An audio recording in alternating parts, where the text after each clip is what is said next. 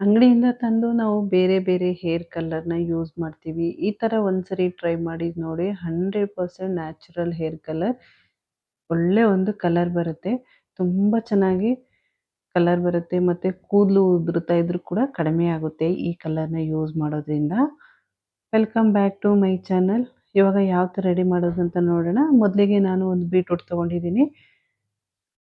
ಚೆನ್ನಾಗಿ ಕಲರ್ ಇರುವಂತಹ ಬೀಟ್ರೂಟ್‌ನ ತಗೊಳ್ಳಿ. ಅವಾಗ ಹೇರ್ ಕಲರ್ ಕೂಡ ತುಂಬ ಚೆನ್ನಾಗಿ ಬರುತ್ತೆ.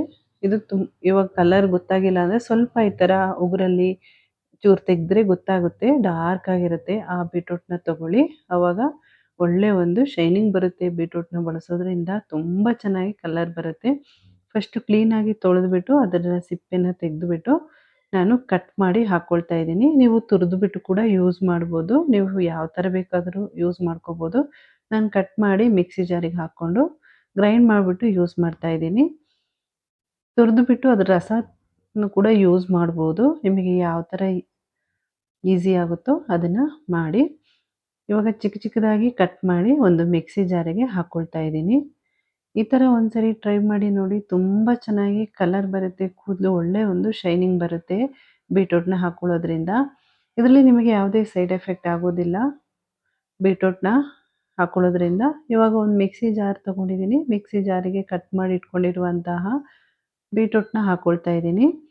ಬೀಟ್ರೂಟ್‌ನ ಹಾಕ್ಕೊಂಡು ಸ್ವಲ್ಪ ನೀರು ಆ್ಯಡ್ ಮಾಡಿಬಿಟ್ಟು ಚೆನ್ನಾಗಿ ರುಬ್ಕೊಳ್ತಾ ಇದ್ದೀನಿ. ನಿಮಗೆ ನೀರು ಬೇಡ ಅಂದರೆ ಹಾಗೇನೇ ರುಬ್ಕೊಳ್ಳಿ. ನನಗೆ ಸ್ವಲ್ಪ ಜಾಸ್ತಿ ಬೇಕು ಅದರಿಂದ ನಾನು ಸ್ವಲ್ಪ ನೀರು ಆ್ಯಡ್ ಮಾಡ್ಕೊಳ್ತಾ ಇದ್ದೀನಿ. ತುಂಬ ನೀರು ಹಾಕ್ಕೊಳ್ತಾ ಇಲ್ಲ. ಸ್ವಲ್ಪ ಹಾಕ್ಕೊಳ್ತಾ ಇದ್ದೀನಿ. ಒಂದು ಚಿಕ್ಕ ಚಿಕ್ಕ ಬೌಲಲ್ಲಿ ನೀರು ಆ್ಯಡ್ ಮಾಡಿಕೊಂಡು ರುಬ್ಕೊಂಡಿದ್ದೀನಿ. ನೀವು ತುರಿದ್ಬಿಟ್ಟು ಕೂಡ ಯೂಸ್ ಮಾಡ್ಕೋಬೋದು. ಇಲ್ಲ ನಿಮಗೆ ಯಾವ ಥರ ಆಗುತ್ತೋ ಆ ಥರ ಯೂಸ್ ಮಾಡ್ಕೊಳ್ಳಿ. ಇವಾಗ ಒಂದು ಬಾಣಲಿ ತೊಗೊಂಡಿದ್ದೀನಿ. ಕಬ್ಬಿಣದ ಬಾಣಲಿ. ನೀವು ಯಾವುದಾದ್ರಲ್ಲೂ ಕೂಡ ಯೂಸ್ ಮಾಡ್ಬೋದು. ಆದಷ್ಟು ಕಬ್ಬಿಣದ ಬಾಣಲಿಯಲ್ಲಿ ಮಾಡಿಕೊಂಡ್ರೆ ತುಂಬ ಚೆನ್ನಾಗಿ ಕಲರ್ ಆಗುತ್ತೆ. ಇದನ್ನು ಫಿಲ್ಟರ್ ಮಾಡ್ಕೊಳ್ತಾ ಇದ್ದೀನಿ ಸ್ಟ್ರೈನರಲ್ಲಿ. ಇಲ್ಲ ಬಟ್ಟೆಯಲ್ಲಾದ್ರೂ ಕೂಡ ನೀವು ಸೋದಿಸ್ಕೋಬೋದು. ನಿಮಗೆ ಯಾವುದ್ರಲ್ಲಿ ಈಸಿ ಆಗುತ್ತೋ ಅದರಲ್ಲಿ ಸೋದಿಸ್ಕೊಳ್ಳಿ. ತುಂಬ ಚೆನ್ನಾಗಿ ಕಲರ್ ಆಗುತ್ತೆ ಈ ಥರ ಮಾಡ್ಕೊಳ್ಳೋದ್ರಿಂದ. ನಾನು ಸ್ವಲ್ಪ ಜಾಸ್ತಿಯಾಗಿ ಮಾಡ್ಕೊಳ್ತಾ ಇದ್ದೀನಿ. ನಿಮಗೆ ಎಷ್ಟು ಬೇಕೋ ಅಷ್ಟು ಮಾಡ್ಕೊಳ್ಳಿ. ತುಂಬ ನೀರು ಹಾಕಬೇಕು ಅಂತನಿಲ್ಲ. ಹಾಗೇನೇ ಬೀಟ್ರೂಟ್‌ನ ರುಬ್ಬಿಟ್ಟು ಅದೇ ರಸನ ಕೂಡ ಯೂಸ್ ಮಾಡ್ಬೋದು. ನಾನು ಸ್ವಲ್ಪ ನೀರು ಹಾಕ್ಕೊಂಡು ಫಿಲ್ಟರ್ ಮಾಡ್ಕೊಂಡಿದ್ದೀನಿ. ಅದ್ರ ಜೊತೆಗೆ ನಾನು ವೀಳ್ಯದೆಲೆ ತೊಗೊಂಡಿದ್ದೀನಿ. ಎಲೆ ಯಾವುದಾದ್ರೂ ತೊಗೋಬೋದು. ಬಿಳಿ ಎಲೆನಾದ್ರೂ ತೊಗೋಬೋದು. ಕಪ್ಪು ಎಲೆ ಆದರೂ ಕೂಡ ತೊಗೋಬೋದು.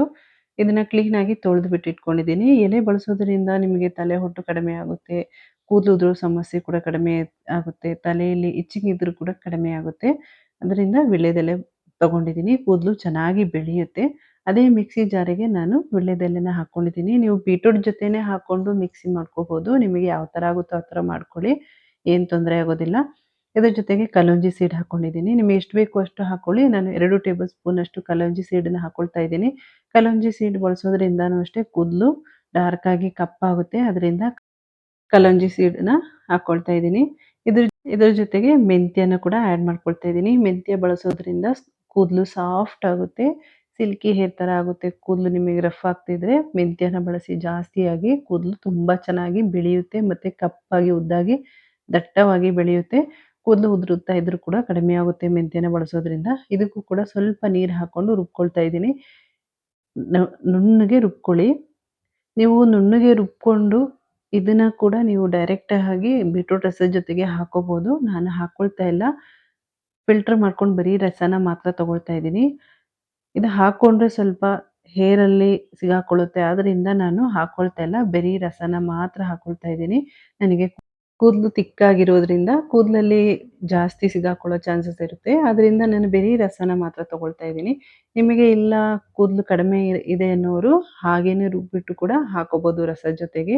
ಏನು ಮೆಂತ್ಯ, ವೀಳ್ಯದೆಲೆ ಮತ್ತು ಕಲೋಂಜಿ ಸೀಡನ್ನ. ನಾನು ಬರೀ ರಸನ ಮಾತ್ರ ತಗೊಳ್ತಾ ಇದ್ದೀನಿ. ನಿಮಗೆ ಯಾವ ಥರ ಆಗುತ್ತೋ ಆ ಥರ ಯೂಸ್ ಮಾಡ್ಕೊಳ್ಳಿ. ಆದರೆ ನೈಸಾಗಿ ರುಬ್ಕೋಬೇಕು.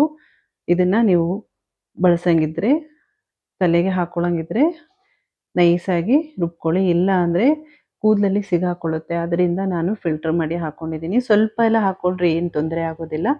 ಇದನ್ನು ಚೆನ್ನಾಗಿ ಕುದಿಸ್ಕೊಳ್ತಾ ಇದ್ದೀನಿ. ಸ್ವಲ್ಪ ಗಟ್ಟಿ ಆಗಬೇಕು. ಕಲರ್ ಚೇಂಜ್ ಆಗಬೇಕು. ಸ್ವಲ್ಪ ಕಲರು ಕಪ್ಪು ಕಲರ್ ಬರುತ್ತೆ. ಅಲ್ಲಿ ತನಕ ಕುದಿಸ್ಕೊಳ್ಳಿ. ನೋಡ್ತಾ ಇರ್ಬೋದು ಕಲರ್ ಕೂಡ ಕಪ್ಪಾಗಿ ಕಾಣ್ತಾ ಇದೆ. 10 ನಿಮಿಷ ಕುದಿಸ್ಕೊಂಡ್ರೆ ಸಾಕು.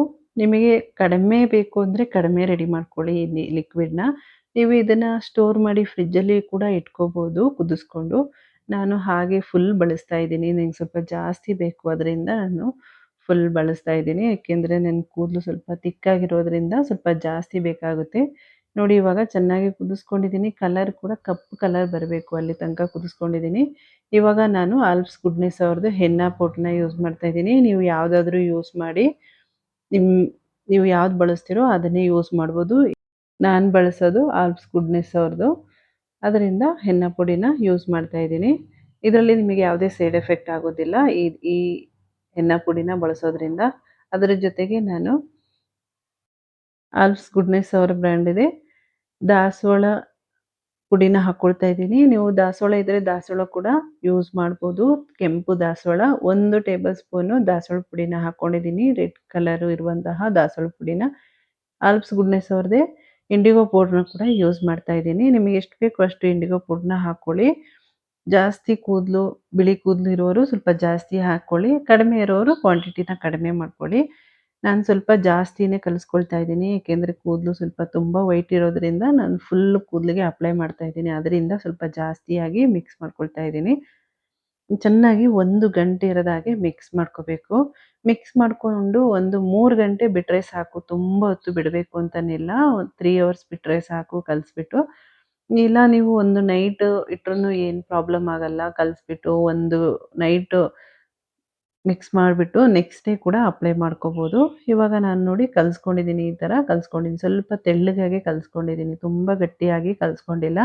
ಯಾಕೆಂದರೆ ಕೂದಲಿಗೆಲ್ಲ ಕ್ಲೀನಾಗಿ ಇಳಿಯುತ್ತೆ. ಸ್ವಲ್ಪ ಲಿಕ್ವಿಡ್ ಆಗಿದ್ದರೆ. ಗಟ್ಟಿಯಾದರೆ ಅಪ್ಲೈ ಮಾಡ್ಕೊಳ್ಳೋದು ಕಷ್ಟ. ಆದ್ದರಿಂದ ಸ್ವಲ್ಪ ನೀರು ನೀರು ಇರೋದನ್ನ ನಾನು ಹಾಕ್ಕೊಳ್ತಾ ಇದ್ದೀನಿ. ನೋಡಿ ಇವಾಗ 3 ಗಂಟೆ ಆದಮೇಲೆ ತೋರಿಸ್ತಾ ಇದ್ದೀನಿ. ಕಲರ್ ಕೂಡ ಯಾವ ಥರ ಚೇಂಜ್ ಆಗಿದೆ ಅಂತ. ಕಪ್ಪು ಕಲರ್ ಬಂದಿದೆ ಇವಾಗ. ಇದೇ ಥರನೇ ನಿಮ್ಮ ಕೂದಲು ಕೂಡ ಕಪ್ಪಾಗುತ್ತೆ. ಕೂದಲಿಗೆ ಅಪ್ಲೈ ಮಾಡಿಬಿಟ್ಟು ನೀವು ಒಂದು 2 ಗಂಟೆ ಬಿಟ್ಟು ಬರೀ ನೀರಲ್ಲಿ ತೊಳ್ಕೊಳ್ಳಿ. ನಾನು ಅಪ್ಲೈ ಮಾಡಿ ಕೂಡ ತೋರಿಸ್ತೀನಿ ಯಾವ ಥರ ಇದೆ ಅಂತ. ನನಗೆ ತುಂಬ ಬಿಳಿ ಹೇರ್ ಇದೆ. ಸೆಂಟ್ರಲ್ಲಿ ಜಾಸ್ತಿಯಾಗಿ ಬಿಳಿ ಕೂದಲಿದೆ. ಆದರೆ ಕಾಣಲ್ಲ ವಿಡಿಯೋದಲ್ಲಿ. ಸೆಂಟ್ರೆಲ್ಲ ತುಂಬ ಇದೆ. ನೋಡಿ ಫುಲ್ ಅಪ್ಲೈ ಮಾಡ್ಕೊಳ್ತಾ ಇದ್ದೀನಿ. ಎಲ್ಲ ಕಡೆನೂ ಬಿಳಿ ಕೂದಲು ಜಾಸ್ತಿ ಇದೆ. ಕಾಣ್ತಾ ಇಲ್ಲ ವಿಡಿಯೋದಲ್ಲಿ. ಸೈಡಲ್ಲಿ, ಸೆಂಟ್ರಲ್ಲಿ ಜಾಸ್ತಿಯಾಗಿ ಕಾಣ್ತಾ ಇರ್ಬೋದು ಅಂದ್ಕೊಳ್ತೀನಿ ಸ್ವಲ್ಪ ಸ್ವಲ್ಪ. ಇವಾಗ ಫುಲ್ ಅಪ್ಲೈ ಮಾಡಿಬಿಟ್ಟು 2 ಗಂಟೆ ಬಿಟ್ಟು ನಾನು ಬರೀ ನೀರಲ್ಲಿ ವಾಶ್ ಮಾಡ್ಕೊಳ್ತಾ ಇದ್ದೀನಿ. ನೆಕ್ಸ್ಟ್ ಡೇ ಆಯಿಲ್ ಅಪ್ಲೈ ಮಾಡಿಬಿಟ್ಟು ಆದಷ್ಟು ಮೈಲ್ಡ್ ಶಾಂಪೂನ ಯೂಸ್ ಮಾಡಿ. ತುಂಬ ಚೆನ್ನಾಗಿ ಕಲರ್ ಆಗುತ್ತೆ. ನೀವು ಮತ್ತೆ ಬೇರೆ ಯಾವುದೇ ಕಲರ್‌ನ ಯೂಸ್ ಮಾಡಬೇಕು ಅಂತಾನೇ ಇಲ್ಲ. ಈ ವಿಡಿಯೋ ಇಷ್ಟ ಆಗಿದ್ರೆ ಲೈಕ್, ಶೇರ್, ಸಬ್ಸ್ಕ್ರೈಬ್ ಮಾಡ್ಕೊಳ್ಳಿ. ಅಲ್ಲೇ ಪಕ್ಕದಲ್ಲಿರುವ ಬೆಲ್ ಐಕನ್ನ ಕ್ಲಿಕ್ ಮಾಡ್ಕೊಳ್ಳಿ. ನಾನು ಕೂದಲಿಗೆ ಬುಡದಿಂದ ತುದಿ ತನಕ ಅಪ್ಲೈ ಮಾಡ್ಕೊಂಡಿದ್ದೀನಿ. 2 ಗಂಟೆ ಬಿಟ್ಟು ವಾಶ್ ಮಾಡ್ಕೊಳ್ತಾ ಇದ್ದೀನಿ. Thank you.